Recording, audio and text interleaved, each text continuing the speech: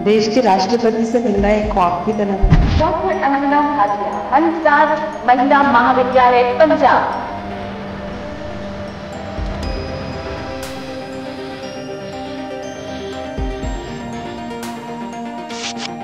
मुझे लगता है कि अक्सर ये ख्वाब ही होता है कि देश के प्रधानमंत्री, देश के राष्ट्रपति से हम मिल सकें, देश किन हाथों में है ये महसूस कर सकें।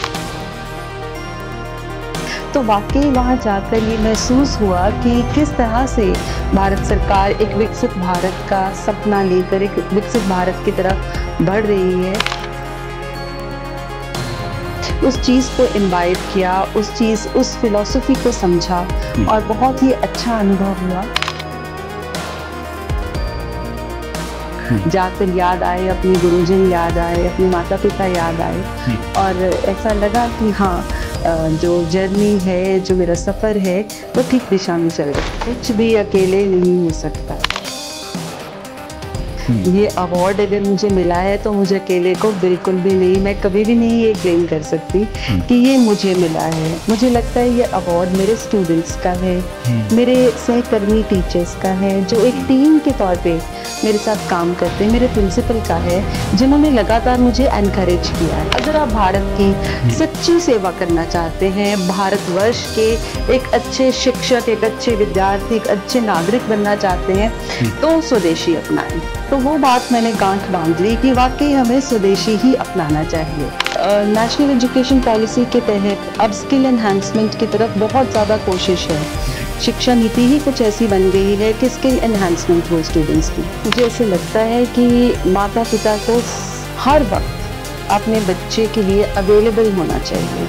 आज मैं ये देख पा रही हूँ कि माता पिता बच्चे के लिए अवेलेबल ही नहीं है। बच्चे का मोबाइल के साथ बहुत ज़्यादा जुड़ना, बच्चे का एक वर्चुअल साइबर वर्ल्ड में खो जाना, वो इसलिए भी है कि माता पिता थोड़े दूर हैं, माता पिता खुद ही अपनी दुनिया में खोए हुए हैं। तो अगर माता पिता खुद रोल मॉडल्स बनेंगे, खुद अच्छे से शिक्षित होंगे, अगर शिक्षित नहीं भी हैं लेकिन उनका जुड़ाव परिवार की तरफ है, बच्चों की तरफ है, तो ऐसा हो ही नहीं सकता कि बच्चे उन पे अच्छे संस्कार ग्रहण ना करें।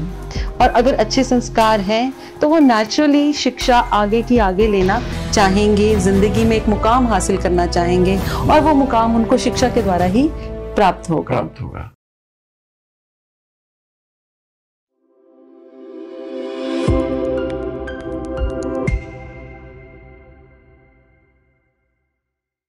शिक्षक दिवस के मौके पर देश की राष्ट्रपति द्रौपदी मुर्मू की तरफ से एचएमवी जालंधर की बॉटनी विभाग की प्रमुख डॉक्टर अंजना भाटिया को नेशनल अवार्ड से सम्मानित किया गया है। आज हम डॉक्टर अंजना भाटिया से बात करेंगे। डॉक्टर साहब, आपका बहुत बहुत स्वागत है। नमस्कार। पहले तो आपको बहुत बहुत बधाई, आप राष्ट्रीय अवार्ड से सम्मानित की गई हैं। Thank you. आप बॉटनी विभाग की प्रमुख हैं, एसोसिएट प्रोफेसर हैं और आपने ना जाने क्या कुछ किया है। लेकिन उससे पहले हम बात करेंगे कि देश की राष्ट्रपति से मिलना कैसे रहा। देश के राष्ट्रपति से मिलना एक ख्वाब की तरह था। मुझे लगता है कि अक्सर ये ख्वाब ही होता है कि देश के प्रधानमंत्री, देश के राष्ट्रपति से हम मिल सकें, देश किन हाथों में है ये महसूस कर सकें। तो वाकई वहाँ जाकर ये महसूस हुआ कि किस तरह से भारत सरकार एक विकसित भारत का सपना लेकर एक विकसित भारत की तरफ बढ़ रही है। उस चीज़ को इम्बाइब किया, उस फिलॉसफी को समझा और बहुत ही अच्छा अनुभव हुआ। जाकर याद आए, अपने गुरुजन याद आए, अपने माता पिता याद आए और ऐसा लगा कि हाँ, जो जर्नी है, जो मेरा सफ़र है वो ठीक दिशा में चल रहा है, वो एक मुकाम पर है। हाँ। जैसा हम बात कर रहे थे कि इस दौरे के दौरान आप देश के प्रधानमंत्री से भी मिली, श्री नरेंद्र मोदी जी से। जी। वो अनुभव कैसा था? माननीय प्रधानमंत्री यशस्वी श्री नरेंद्र मोदी जी से मिलना अपने आप में एक फुलफिलमेंट थी। ऐसे लगा कि जैसे बहुत फुलफिलिंग सा अनुभव था, बहुत हल्के फुल्के से अंदाज में उन्होंने हमें स्मार्ट शिक्षक बनने की प्रेरणा दी। सबसे अलग अलग इंटरेक्शन किया। साथ लोक कल्याण मार्ग में उन्होंने हमें टी पार्टी पे होस्ट किया था, जो अवॉर्डी टीचर्स थे। तो वहाँ पे जाके वाकई ही बड़ा खूबसूरत, जिसको मैं कहूँ कि नज़ारा था। जैसे ही हम एंटर किए तो कितने सुंदर मोर नाच रहे थे। वो देखकर ऐसे मन में उल्लास भरा कि जैसे भारत का राष्ट्रीय पक्षी है, तो एक भारतीयता का एहसास ज्यादा से ज्यादा हो रहा था। फिर जब उनसे मिले तो वो एक अलग ही ऑरा था, तेज था, एक अलग ही यशस्वी से प्रधानमंत्री हमारे नरेंद्र मोदी जी हैं, तो वो भी बहुत अच्छा लगा। साथ ही साथ उन्होंने हमें एक होमवर्क भी दिया सभी टीचर्स को कि जाकर सभी को स्वदेशी अपनाने का एक संदेश दो। हर एक को कहो कि स्वदेशी अपनाएं। अगर आप भारत की सच्ची सेवा करना चाहते हैं, भारतवर्ष के एक अच्छे शिक्षक, एक अच्छे विद्यार्थी, एक अच्छे नागरिक बनना चाहते हैं, तो स्वदेशी अपनाएं। तो वो बात मैंने गांठ बांध ली कि वाकई हमें स्वदेशी ही अपनाना चाहिए। तो ये बात उनकी मेरे मन में घर कर गई। चलिए, आज तक लोगों ने राष्ट्रपति को, प्रधानमंत्री जी को, हमारे देश के अधिकतर लोगों ने फोटो में देखा, टीवी पर देखा, लेकिन निजी तौर पर मिलना वाकई में बहुत एक अलग अनुभव रहा होगा। इसे मैं महसूस कर सकता हूँ। हम बात करेंगे इस जर्नी की जिसके लिए आपको ये अवार्ड मिला। उसके बारे में हमें जानकारी दीजिए कि वो कौन कौन सी बातें जिन्हें आधार बनाया गया ये अवार्ड देने के लिए। ये जो अवार्ड है ये मिनिस्ट्री ऑफ एजुकेशन कॉल करती है जी, जिसके अगेंस्ट एक एप्लीकेशन फॉर्म आता है। वो एप्लीकेशन फॉर्म हम टीचर्स को फिल करना होता है। सेल्फ नॉमिनेशन है या कोई हमें नॉमिनेट करता है, तो उसके अपने क्राइटेरिया हैं। मुख्य क्राइटेरिया होते हैं teaching learning, research innovation, then research output, outreach मतलब कि आपने समाज के लिए एक शिक्षक के तौर पे क्या क्या किया, क्या योगदान दिया। तो अगर आप ये कहें कि आपने बहुत अच्छा रिसर्च आउटपुट किया है तो आप एक अच्छे टीचर साबित हो रहे हैं, तो नहीं, ऐसा नहीं है। हर क्राइटेरिया में आपको एक अच्छा स्कोर, अच्छा स्कोर प्राप्त करना है। तो देश के लाखों शिक्षक अप्लाई करते हैं। तो भाग्यवश प्रभु की ग्रेस है, मैं कहूँगी कि मेरा शॉर्टलिस्टिंग हो गया। शॉर्टलिस्टिंग के बाद प्रोसीजर है कि मिनिस्ट्री ऑफ एजुकेशन ही एक जूरी नॉमिनेट करती है, जिसमें देश के सारे बहुत ही नामवर और जैसे AICT के चुनिंदा मतलब मिनिस्ट्री ऑफ एजुकेशन के ही चुनिंदा शख्स होते हैं, और वो आपसे सवाल पूछते हैं, तरह तरह के सवाल आपके शिक्षण के बारे में। साक्षात्कार पूरा होता है। हाँ, पूरा। वो इंटरव्यू हुआ।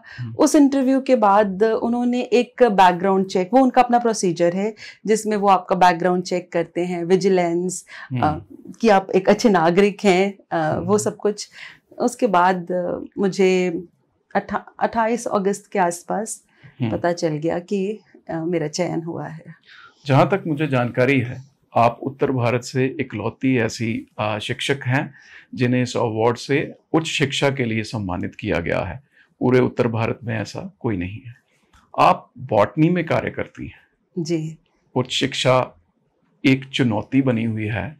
चुनौती इस बात की है कि पंजाब में जहाँ से आप आती हैं, बिल्कुल सही, हाँ, वहाँ पर बच्चे जो है उच्च शिक्षा की तरफ नहीं जा रहे हैं, या कह लें कि ब्रेन ड्रेन हो रहा है। बच्चे +2 के बाद ही फॉरेन को जाना अधिमान दे रहे हैं।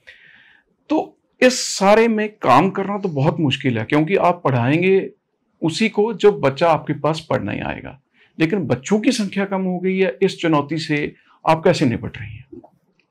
देखिए, मैं department of biotechnology, ministry of science and technology की तरफ से अंडर ग्रेजुएट कोर्सेज के लिए एक स्टार कॉलेज स्कीम चलती है जी। वो स्टार कॉलेज स्कीम में वो अंडर ग्रेजुएट स्टूडेंट्स को साइंस स्ट्रीम की तरफ, खास तौर पे मैं साइंस की हूँ, मोल्ड करने के लिए एक खास तौर पे ग्रांट देते हैं जी। तो मैं उसकी कोऑर्डिनेटर हूँ। उसका मैंने प्रपोजल बनाया, तो उसकी मुझे लगभग 1-1.5 करोड़ के आसपास की ग्रांट प्राप्त हुई जी। उसके तहत हमने ये कोशिश की कि मैक्सिमम स्टूडेंट्स को जोड़ा जाए। हायर स्टडीज की तरफ। हालांकि ये बात बिल्कुल जग जाहिर है कि पंजाब में स्टूडेंट्स का रुझान होता है किसी ना किसी तरीके, चलो कनाडा, चलो ऑस्ट्रेलिया, भले जाके कुछ भी करें, लेकिन यहाँ पे हायर एजुकेशन नहीं प्राप्त करते। तो वो जिसको मैं आउटरीच कहूँगी, आउटरीच के तहत ही मैंने बहुत कोशिश की डिफरेंट रूरल एरियाज में भी जाकर कि बच्चे अंडर ग्रेजुएट की तरफ मोल्ड हों एजुकेशन की तरफ। वंस अंडर ग्रेजुएट में आते हैं तो फिर उनको मोल्ड करते रहे कि हायर एजुकेशन में, पोस्ट ग्रेजुएशन में भी जाना है। मेरे साथ कुछ बच्चे पीएचडी भी कर रहे हैं। तो वो एक तरह से मतलब लगातार एक कंटिन्यूअस हैमरिंग रही कि यस करना है। और मैं बहुत शुक्रिया अदा करूंगी कि पिछले 1-2 सालों से बाहर के वीजे कुछ कम हो गए हैं, तो हायर एजुकेशन की तरफ हमारे स्टूडेंट्स ज्यादा अट्रैक्ट हो रहे हैं, आ रहे हैं। तो बस हमारे को तो चाहिए सलेट, दिखावट उनके ऊपर हमने लिखने की पूरी कोशिश करनी। आप डीन भी हैं जी। तो बॉटनी आजकल पर्यावरण जो है वो एक महत्वपूर्ण विषय बन गया है। बिल्कुल बिल्कुल बिल्कुल। और इसकी पढ़ाई होना बेहद जरूरी है कि पौधे हमारे लिए, हमारे जीवन के लिए कितने जरूरी हैं। मेरे ख्याल में ऐसा लग रहा है कि जो बच्चे स्कूल में होते हैं वहां से उन्हें प्रेरित करना बेहद जरूरी है कि वो इस विषय की तरफ ध्यान दें, ऐसे कोर्सेज शुरू हों ताकि वो आजीविका भी कमा सकें और हमारे पर्यावरण को भी बचा सकें। बिल्कुल सही। ऐसा कोई मॉडल तैयार हो पाया? जी, नेशनल एजुकेशन पॉलिसी के तहत अब स्किल एनहांसमेंट की तरफ बहुत ज़्यादा कोशिश है। शिक्षा नीति ही कुछ ऐसी बन गई है कि स्किल एनहांसमेंट हो स्टूडेंट्स की। तो मैंने जैसे कि आपने कहा बॉटनी और पर्यावरण ये काफ़ी एक दूसरे के साथ मिले जुले सब्जेक्ट्स हैं। तो ministry of environment, forest, climate change, इनकी तरफ से मैंने काफ़ी प्रोजेक्ट्स जो Punjab state council of science and technology है उनसे मैं लगातार हर साल लेती रही हूँ, जिससे कि एनवायरनमेंट एजुकेशन प्रोग्राम ये चले। और इस प्रोग्राम के तहत स्कूली स्टूडेंट्स को, विद्यार्थियों को बहुत मैंने वर्कशॉप्स कंडक्ट किए उनके लिए, ताकि उनका जो जुड़ाव है वो पर्यावरण की तरफ हो।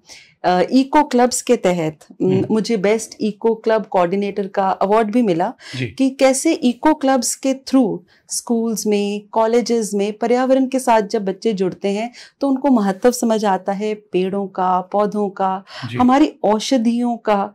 तो मेरी तो यही मंशा है, यही इच्छा है कि जैसे अब भारत सुपर पावर बन रहा है कितनी ही चीजों में, आने वाले वर्षों में भारत औषधीय पौधों में भी एक ग्रीन सुपर पावर बने। तो ऐसा ही कुछ लगातार हम अपने स्टूडेंट्स के साथ कोशिश कर रहे हैं। तो बॉटनी अब सिर्फ किताबों तक सीमित नहीं है। बॉटनी अब पर्यावरण के साथ जुड़कर हर एक के, मतलब एक मुझे लग रहा है कि काइंड ऑफ कंपल्सरी सब्जेक्ट हो गई है, क्योंकि एनवायरनमेंट स्टडीज स्कूली लेवल पे, कॉलेजेस में भी एक कंपल्सरी सब्जेक्ट हो ही गया है। तो उस वजह से मुझे लगता है कि बॉटनी का एक जीवंत होना बहुत जरूरी भी है और आगे होगा भी। जी। शिक्षक बनने के बाद आपका जो सफर रहा उसको तो हमने जाना, लेकिन शिक्षक बनने तक के सफर के बारे में जानकारी दीजिए। कहाँ से संबंधित हैं, कहाँ से शिक्षा ग्रहण की, किन किन चुनौतियों का सामना करना पड़ा और कहाँ तक पहुंची?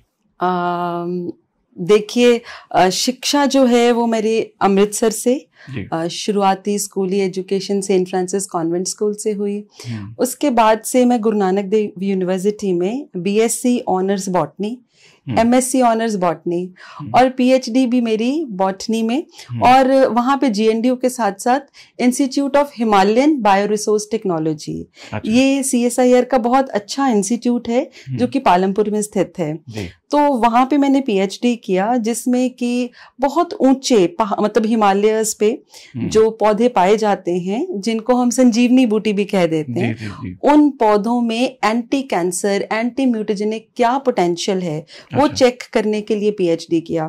तो बॉटनी से एक लगाव जो बना वो मुझे लगता है कि लगातार और मजबूत ही होता गया, और वही मैंने अपने शिक्षण में उतारा। अच्छा। मुझे सदा से ये लगता है कि जो रिसर्च है वो सिर्फ कागज काले करने या छापने के लिए नहीं है जिसको कोई ना पढ़े। रिसर्च वो है जो कि हमारे स्टूडेंट्स उनके तक परकुलेट हो, वो समझें, सोसाइटी के काम आए। तो जब मैंने ये पीएचडी किया, साथ ही साथ मैंने एक माइनर रिसर्च प्रोजेक्ट भी यूजीसी से लिया। अच्छा। जिसमें गिलो जो पौधा है उसका एंटी कैंसर पोटेंशियल, फिर जलंधर में पाए जाने वाले जो पौधे हैं उनसे कैसे बायोफ्यूल तैयार हो सकता है। अच्छा। इस पे रिसर्च किया। अभी मैं अनुसंधान नेशनल रिसर्च फ्रेमवर्क के साथ मिलकर एक ऐसा, जैसे एग्रीकल्चरल वेस्ट है, पराली जिसको हम कह देते हैं, तो पराली से कैसे हम बायोफ्यूल की तरफ मुड़ सकते हैं कि एक पोल्यूशन की समस्या भी कम हो जाए। तो ये एक सफर आप कहते हैं, तो मैं कहूंगी कि ये बड़ा स्मूथ सा ट्रांजिशन रहा पढ़ाई से शिक्षण की तरफ। और शिक्षण मुझे किसी ने कहा नहीं कि ये करो, ये मुझे लगता है कि मेरे आत्मा की आवाज थी हमेशा से, रूह की कॉलिंग जिसको कह सकते हैं, कि शायद मुझे हमेशा से टीचर ही बनना था। लेकिन आपने जिन सब्जेक्ट्स के ऊपर शोध कार्य किया, पहले तो पेड़ पौधों के बारे में, उसके औषधीय गुणों के बारे में, एंटी कैंसर, और उसके बाद पराली से बायोफ्यूल बनाने की तरफ, इस रिसर्च को कहीं रिकॉग्नाइज किया गया? जो आपने शोध किया उसको कहीं लागू किया गया कि जो आपने लिखा है इसके फायदे मिल सकते हैं? हाँ बिल्कुल।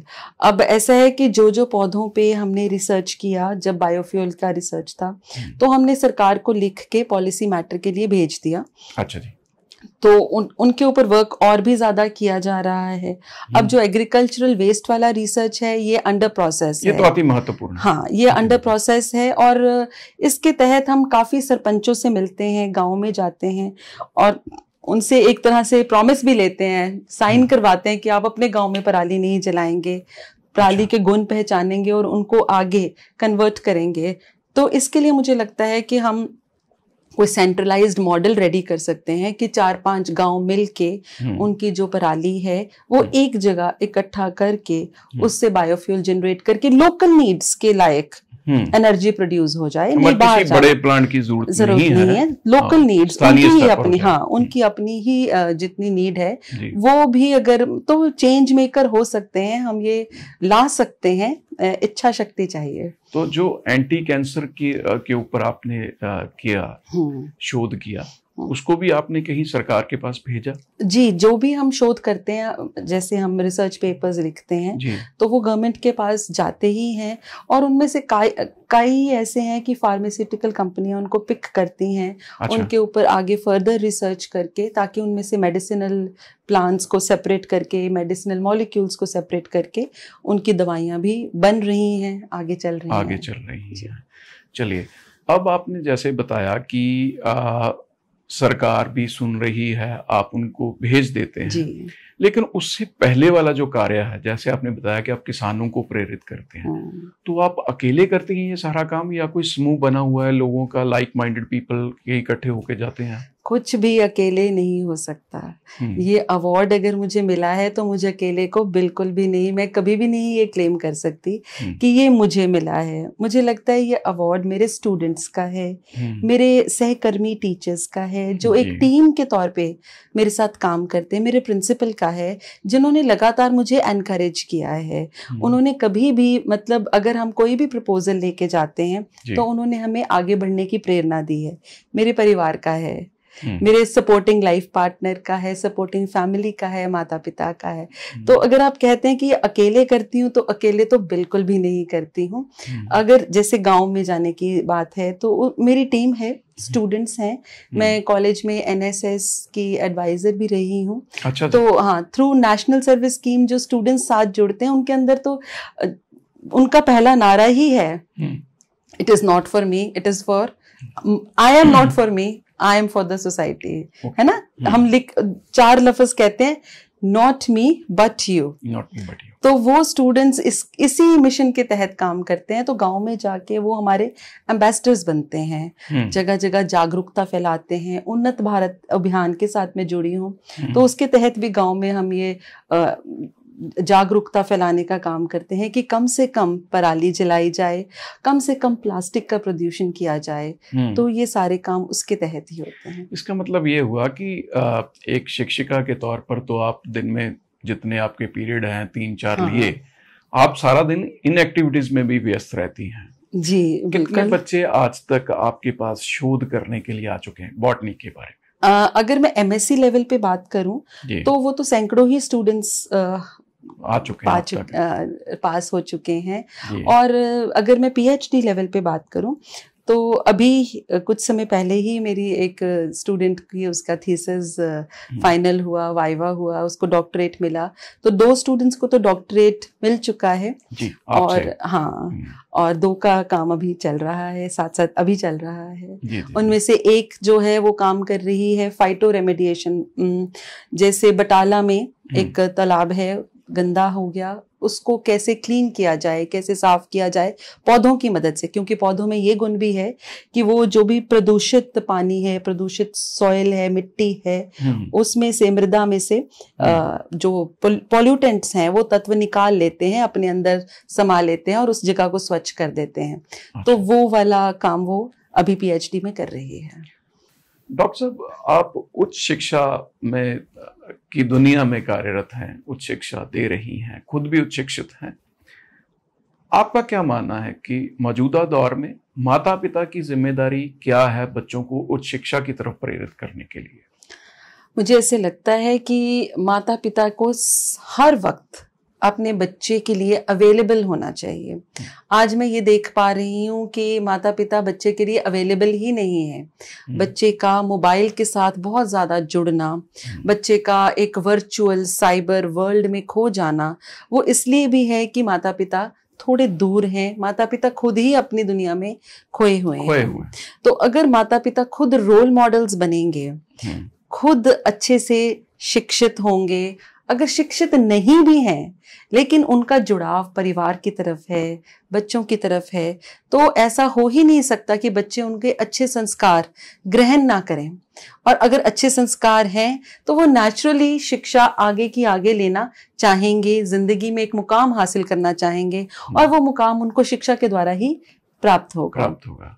और यहीं पर मैं बताना चाहूंगी कि मेरे माता पिता ने भी मुझे जैसे छोटे होते से ही स्कूली शिक्षा के दौरान या हायर एजुकेशन के दौरान, मैं लड़की थी, बेटी थी, वो चाहते तो कहते कि नहीं ऐसे ना करो, लेकिन उन्होंने मुझे कंप्लीट फ्रीडम दिया, कंप्लीट फ्रीडम भी दिया और साथ ही साथ मुझ पर पूरा भरोसा भी दिखाया।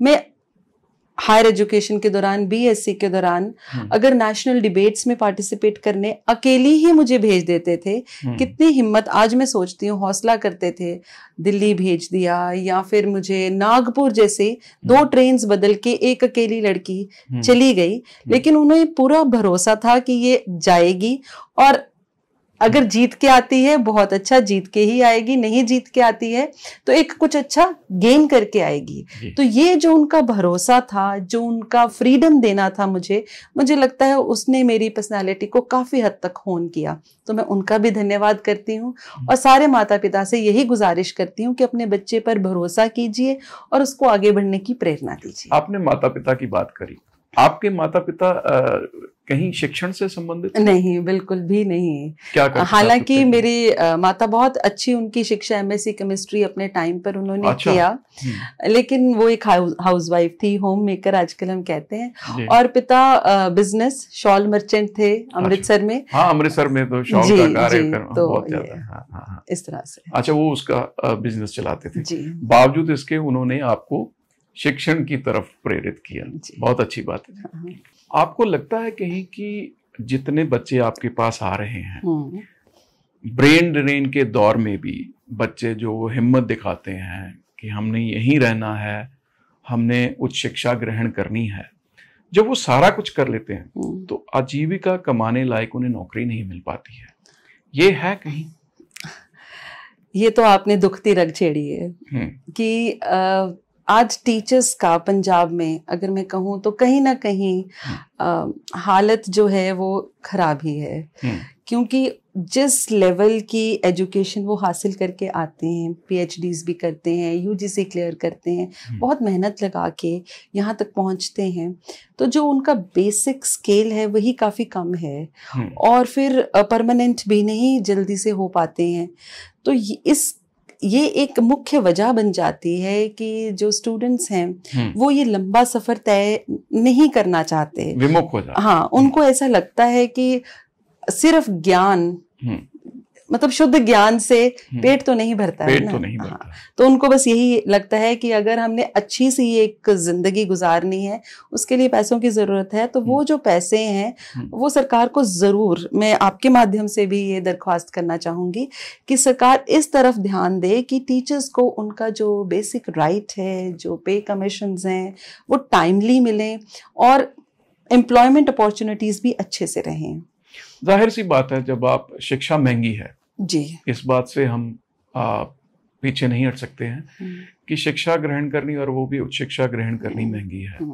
इतना पैसा खर्च करने के बाद माँ बाप का जब बच्चे कमाने लायक नहीं रहते हैं तो जाहिर सी बात है कि उनकी जो इच्छा शक्ति भी जवाब देने लगती है। आपको लगता है कि कहीं सेंट्रल गवर्नमेंट को भी कुछ ऐसा छात्रवृत्ति का प्रोग्राम शुरू करना चाहिए कि ऐसी छात्रवृत्ति जो कि शिक्षा कंप्लीट होने के बाद शिक्षक बन जाने पर भी उनको मिलती रहे एज सपोर्ट सिस्टम, कि सरकार से जो थोड़ी बहुत हमें सैलरी मिल रही है, अगर कोई बच्चा आगे शोध कर रहा है टीचर बनने के बाद तो वो उसकी सपोर्ट करे। यहाँ पर मैं आपको बताना चाहूंगी कि सरकार ऐसी योजनाएं सरकार ने बनाई हुई हैं। जैसे मैंने आपको बताया कि अनुसंधान नेशनल रिसर्च फाउंडेशन के तहत मैं अगर ये वर्क कर रही हूँ तो मैं उनकी फेलो हूँ। कुछ फेलोशिप वो मुझे एनुअल देते हैं इसके तहत, तो शोध के लिए हमेशा सरकार ग्रांट देती है। अगर टीचर हिम्मत करके मेहनत करके लिखता है प्रोजेक्ट प्रपोजल, उसका अप्रूव हो जाता है तो उसके लिए हमें ग्रांट मिलती है, फेलोशिप मिलती है, तो वो कार्य तो उस हिसाब से ठीक है। लेकिन मेरी यहाँ पर एक और निवेदन है कि जो सेंट्रल गवर्नमेंट है वो सारे all over India teaching, learning, इनको सबको सेम लेवल पे रखे। किसी मतलब ऐसा नहीं कि किसी स्टेट में पीछे किसी में आगे, सबका सेम लेवल हो और सबको इक्वल पे मिले, इक्वल उनके राइट्स उसी तरह से चले। दिल्ली में आप गई जी, देश भर से शिक्षक आए होंगे जिन्हें सम्मानित किया गया, जाहिर सी बात है उनके साथ वार्तालाप भी हुआ होगा जी। आपको लगता है कि अन्य राज्यों में शिक्षक जो है उनको उनका बनता वेतन या सुविधाएं उपलब्ध हो रही?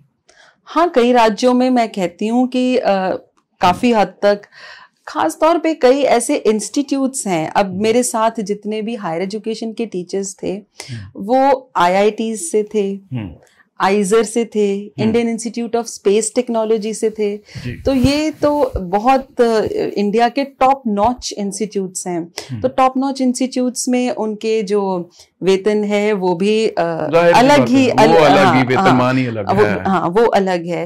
तो नेचुरली दैट वे तो थोड़ा गैप है, लेकिन हम उसको इतना महसूस नहीं करते। हमें भी बहुत अच्छा मिल रहा है, God's grace, we are blessed. But still जो नए आने वाले हैं, जो आगे प्रमोशन जिनके हो रहे हैं, सबके लिए एक मुझे लगता है सेंटर को एक नीति सबके लिए कॉमन लागू कर देनी चाहिए और सेंटर को इसकी टेक केयर करनी चाहिए। आप वहां पर कार्यरत हैं, उस पद पर आसीन हैं जहां पर स्कूल के बच्चे सीधे कॉलेज पहुंचते हैं, इनटेक आपके पास है जी। आपको क्या लगता है कि वो स्तर कैसा है पंजाब में? स्कूल की एजुकेशन, स्कूल एजुकेशन, क्योंकि स्कूल एजुकेशन ही ग्रहण करने के बाद बच्चा आपके पास पहुंचता है। स्टफ बोल सकते हैं इसको कि वो जो स्टफ है वो शोध लायक स्टफ है, बच्चे उतना कैलिबर रखते हैं, या कि बुनियादी शिक्षा आपको लगता है कि कहीं ना कहीं उस लेवल के बच्चे तैयार नहीं कर पा रही है? नहीं, ऐसा मैं नहीं कहूंगी कि बुनियादी शिक्षा उस लेवल के बच्चे तैयार नहीं कर पा रही। हमारा अपना एक रोल है एज टीचर्स कि जो भी स्टूडेंट्स हमारे पास आए हैं, हम सब इसको कहते हैं कि इंक्लूसिव एजुकेशन, भले वो किसी स्लम एरिया के स्कूल से आ रहा है, किसी प्राइवेट स्कूल से जहाँ पे बहुत अच्छी उनको शिक्षा मिली है वहां से आ रहा है, तो वो इंक्लूसिविटी का ध्यान रखना शिक्षक के तौर पे स्टार्टिंग फर्स्ट ईयर से ये हमारा फर्ज है, और ये हम करते भी हैं कि सभी बच्चों को एक स्तर पर लेकर आने की कोशिश, ताकि सब बच्चे एक दूसरे के साथ घुले मिले। मतलब कभी कभी ऐसा होता है कि कुछ स्टूडेंट्स, उनको लगता है कि क्लास में जो चल रहा है वो शायद इंग्लिश में चल रहा है, दूसरी लैंग्वेज में चल रहा है, हम उस लेवल पे आ नहीं पा रहे हैं, लेकिन वहीं पे हमारा रोल शुरू होता है।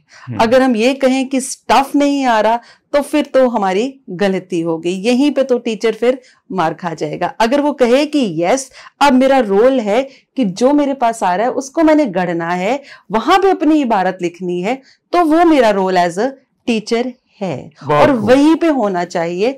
मुझे स्टफ का रोना नहीं रोना है, जो मेरे स्टूडेंट्स हैं कल को जब वो पास आउट होके जाएं तो वो मेरे ही हैं, तो बस मेरे को उनके ऊपर ही काम करना है, और यही मेरा रोल है और यही मेरा काम है एज टीचर। बहुत खूब, बहुत खूब।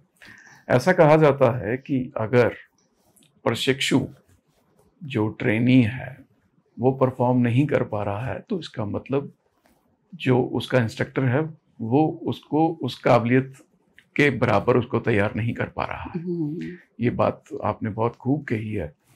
अच्छा, ये बताइए कि राष्ट्रीय अवार्ड मिल गया, आपके काम की रिकॉग्निशन हुई और वो भी राष्ट्रीय स्तर पर हुई, इसके बाद क्या करने का इरादा है?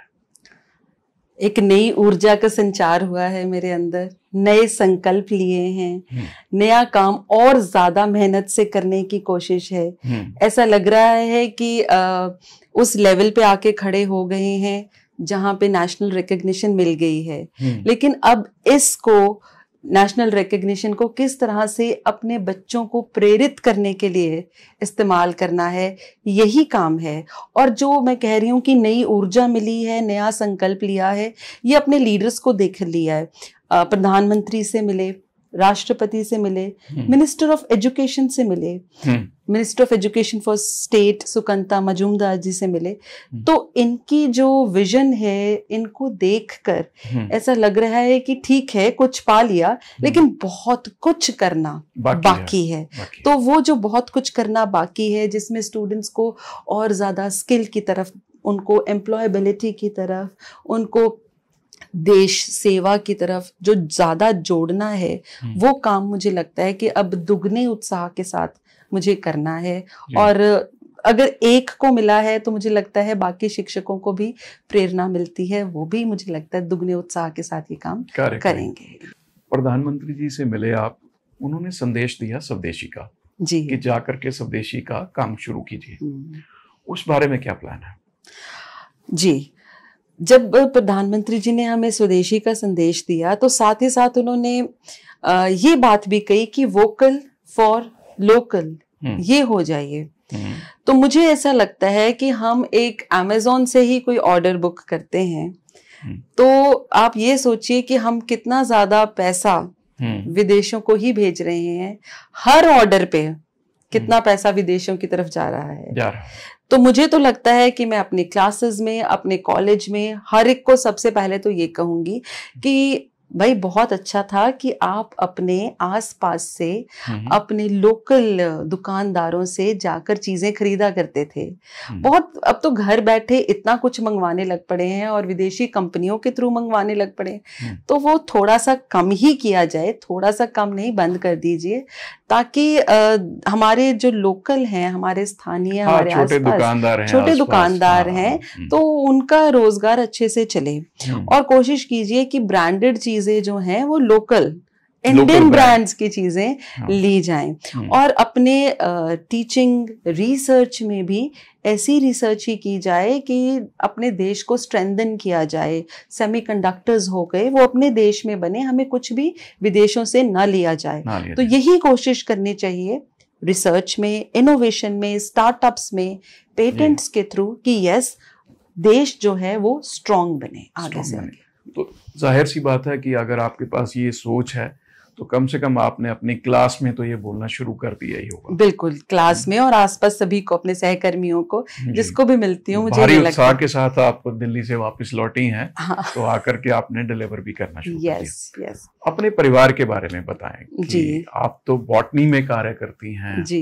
इतना लंबा काम किया, परिवार में क्या माहौल है? परिवार का माहौल बहुत सपोर्टिव है। मेरे हस्बैंड वो एसोसिएट प्रोफेसर कंप्यूटर साइंस के हैं, एचएमवी में ही। अच्छा, एचएमवी में ही है। और वो भी बहुत सपोर्ट करते हैं। जैसे कि ई ट्री एक ऐप हम लोगों ने बनाया, बॉटनी डिपार्टमेंट ने। हमने ऐसा देखा कि स्टूडेंट्स को पेड़ पौधों की जानकारी बहुत कम हो गई। बैठे हैं पेड़ के नीचे, लेकिन पता नहीं है ये कौन सा पेड़ है।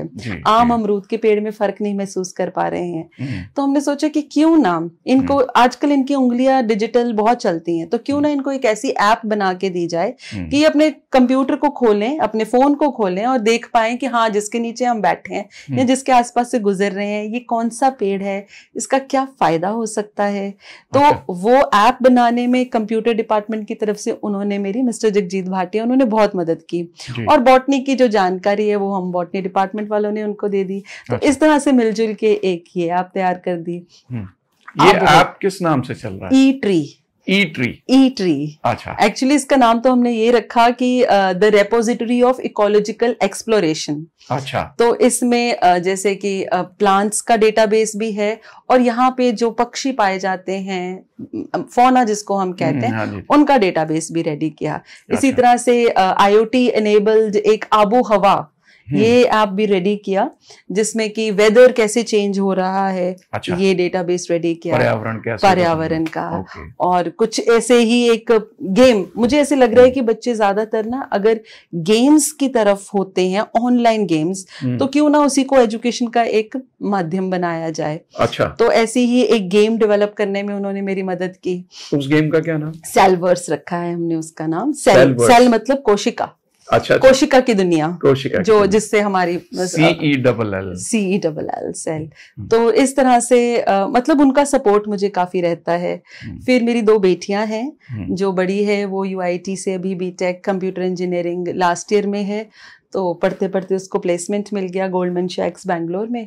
तो वो अभी उस तरफ है। और छोटी अभी ICSE करके निकली है, जालंधर में सेकंड आई थी ICSE में 10th में। अभी JEE की प्रिपरेशन कर रही है।